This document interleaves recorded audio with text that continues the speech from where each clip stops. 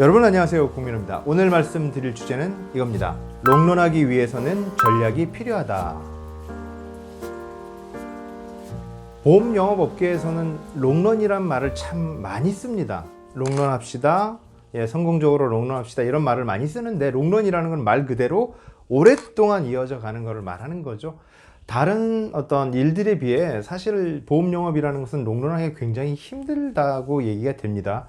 10년 한 사람도 드물고요. 20년, 30년씩 하신 분들은 드물죠. 그런데 미국 MDRT 연차 총회를 가보면 롱런 하시는 분들이 꽤 많아요. 그래서 그런 내용을 가지고 말씀을 드리려고 하는데, 이 내용은 제가 썼던 책 평범함에서 탁월함으로의 21차 내용입니다. 그 책의 제목이, 그 장의 제목이 어떻게 되었냐면 전략 롱런의 비밀이라고 되어 있거든요.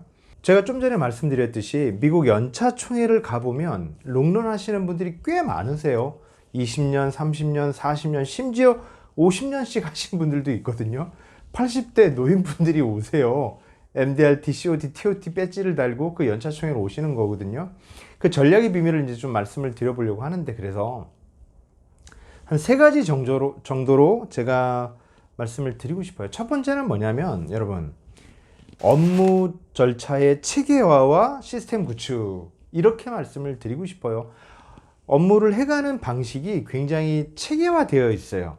일을 그때그때마다 즉흥적으로 유연하게 이렇게 처리하는 게 아니라 업무 프로세스가 딱 정립이 되어 있고, 대부분은 시스템이 있다는 겁니다. 자기의 주니어가 있고, 어떤 그 업무를 보조하는 직원이 있고, 서류 업무를 처리하는 사람이 있고, 데이터를 분석하는 업무가 있고, 이런 것들을 보통 한 명에 그렇게 3, 40년 되신 분들은 적어도 두세 명, 많게는 7, 8명씩 자기 팀이 있다는 거죠. 그렇게 시스템을 구축해서 일을 한다는 겁니다.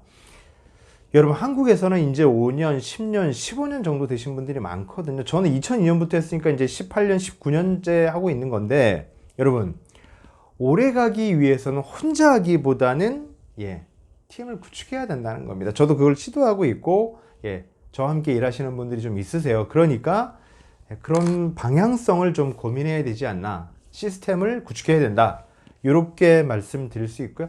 두 번째로는, 여러분, 누차 반복되는 얘기인데, 소개 마케팅에 주력하셔야 된다는 겁니다. 물론 지금 현재는 DB를 사서 영업하는 방식, 또는 그 개척 활동을 하는 방식, 모임에 가는 방식, 여러 가지가 있을 수 있지만, 근저에는, 즉 근간에는 소개 마케팅을 하는 시스템을 구축해 가셔야 된다는 거죠.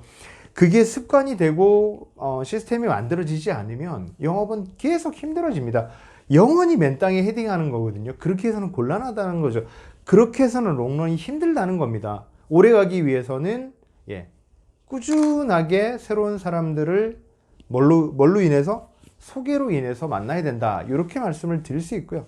세 번째로는, 이거는 제가 종종 받는 질문이기도 하는데요. 저에게 이런 질문들을 하십니다.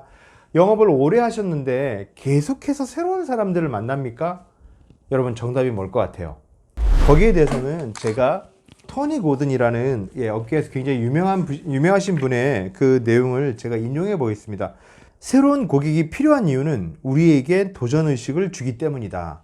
새로운 고객은 우리 마음에 생기를 불어넣고 우리로 하여금 최신 지식으로 무장하고 깨어있게 만든다. 우리는 기존 고객들에 대한 서비스가 너무 쉽다고 여긴 나머지 안일한 영업활동을 하게 될 수가 있다. 따라서 우리는 자신을 위해 하나의 규율을 만들어야 한다. 나는 단순한 하나의 규율을 갖고 있다.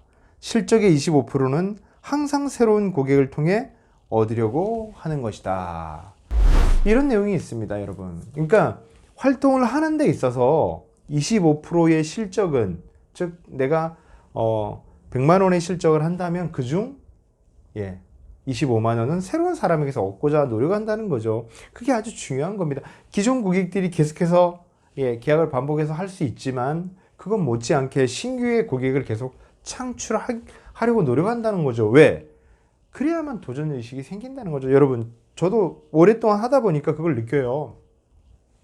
기존에 알던 분들을 만나면 편안한 나머지 제가 실수하는 경우가 생길 수도 있고요. 생기기도 하고요. 그런데 새로운 사람을 만나서 할 때는 좀 더 긴장도 되고, 상품에 대해서 다시 한번 찾아보게 되고, 다시 한번 제 어떤 프레젠테이션을 개선하게 됩니다. 그러니 여러분 그런 활동들을 새로운 사람을 만나는 활동들을 계속해서 하셔야 된다. 그래야만 롱런할 수 있다라고 하거든요. 그런데 이 책에 제가 이 얘기는 한번 말씀을 드려보고 싶어요. 현재 여러분이 어떤 모습인지를 알기 위해서는, 전략을 위해서는 지금 내가 어떻게 가고 있는지도 아셔야 되잖아요. 그 모습을 알기 위해서는 여러분 이 말씀도 좀 기억해 주시면 좋을 것 같아요. 독일이 낳은 세계적인 문호인 괴테가 이런 얘기를 합니다. 지금 네 곁에 있는 사람, 네가 자주 가는 곳, 네가 읽는 책들이 너를 말해준다. 이런 얘기를 하거든요. 지금 여러분이 뭘 하고 있는지를 보신다면 여러분의 전략에도, 미래 전략에도 도움이 되실 거다. 이런 생각이 듭니다.